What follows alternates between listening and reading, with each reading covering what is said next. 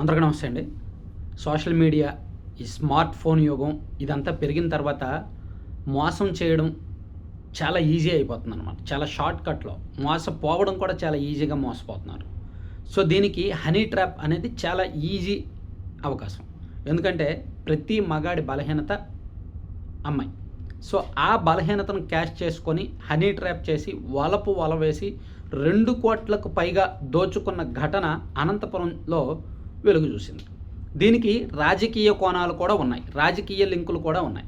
So, ఇందులో ఎవరి పాత్ర ఏమిటి అనేది మనం చూసుకుంటే అసలు ఈ కేసు మొత్తం వివరాలు ఒకసారి మనం చూద్దాం. అనంతపురంలో రియల్ ఎస్టేట్ పెద్దలు, రాజకీయ పెద్దలు, వివిధ హోదాల్లో ఉన్నవాళ్ళు దాదాపుగా ఒక 20-25 మంది వాళ్ళకి సమ్ అన్నోన్ పర్సన్స్ నుంచి కాల్స్ వస్తాయి లేదా మెసేజెస్ వస్తాయి. అమ్మాయిలు అనమాట అవతల.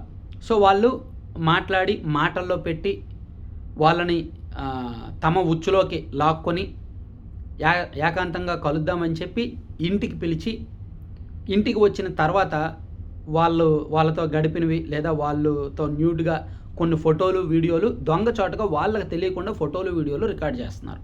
చేసి వాళ్ళు వెళ్ళిపోయిన తర్వాత వాళ్ళ మొబైల్కి కొన్ని షార్ట్స్ పంపించి, సో ఇలా బెదిరించి బ్లాక్మెయిల్ చేసి 5 లక్షల నుంచి 25 లక్షల వరకు వాళ్ళ స్థాయిని బట్టి వసూలు చేస్తున్నారు.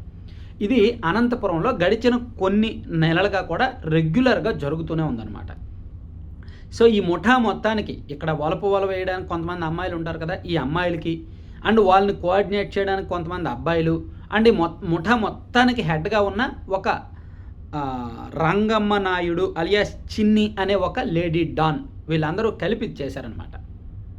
దాదాపుగా ఈ అనంతపురం చుట్టుపక్కల వాళ్ళని 20 మందికి పైగా ఈ విధంగా ట్రాప్ చేశారు. సో, 2 కోట్లకు పైగా వసూలు చేశారు.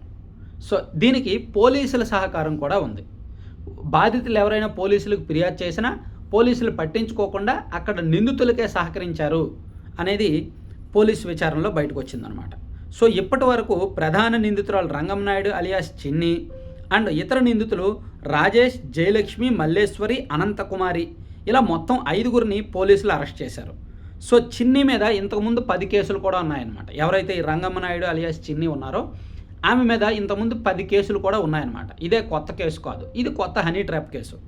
సో, ఆమె కొంతమందిని యువతుల్ని, మహిళల్ని, అందంగా ఉన్న వాళ్ళని తీసుకొచ్చి వాళ్ళ చేత పురుషులకు ఫోన్లు చేయించి, సమాజంలో పెద్ద పెద్ద ఉన్నత వ్యక్తులకు ఫోన్లు చేయించి వాళ్ళని ట్రాప్ చేస్తున్నారనమాట.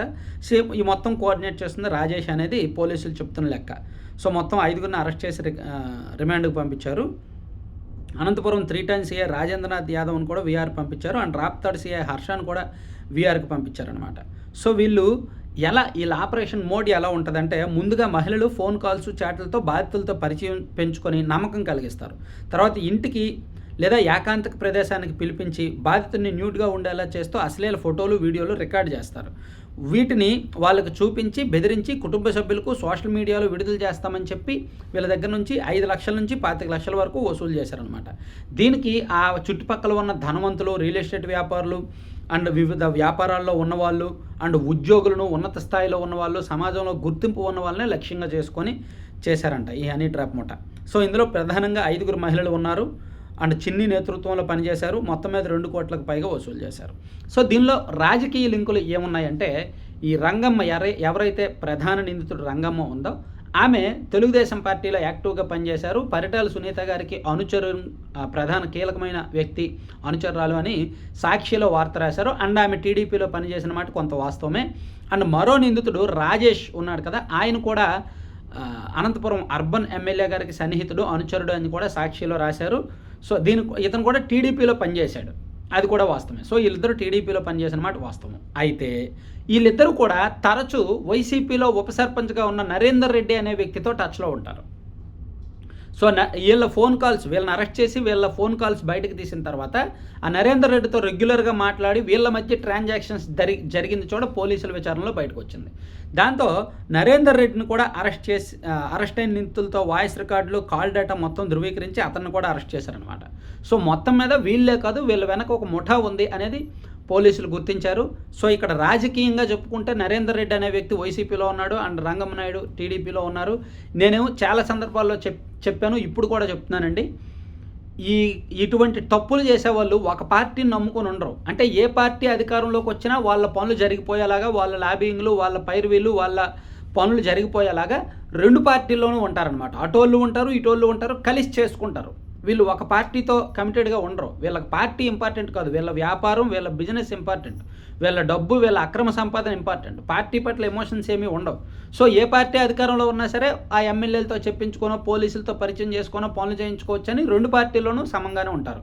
అందుకని ఇందులో నరేందర్ రెడ్డి అనే వ్యక్తి వైసీపీ అండ్ రంగమ్మ ఆలియాస్ చిన్ని అండ్ రాజేష్ వాళ్ళు టీడీపీ. ఇలా 2 పార్టీల్లోనూ కలిసి ఉన్నారు. కాబట్టి ఈవెన్ మీరు చాలా చోట్ల చూడండి, ఇసుక అక్రమాలు చేసేవాళ్ళు కానీ, రేషన్ బియ్యం దందాలు చేసేవాళ్ళు కానీ, మద్యం సిండికేట్ వ్యాపారస్తులు కానీ ఒక పార్టీకి ఉండరు. వాళ్ళు ఏ పార్టీ అధికారంలో ఉన్నా ఆ పార్టీలో ఏదో పోలీసులతో పరిచయాల కోసమో, వాళ్ళ పనులు ఈజీగా అవ్వడం కోసమో అధికార పార్టీల్లో చుట్టూ తిరుగుతూ ఉంటారు వాళ్ళ పనుల కోసం.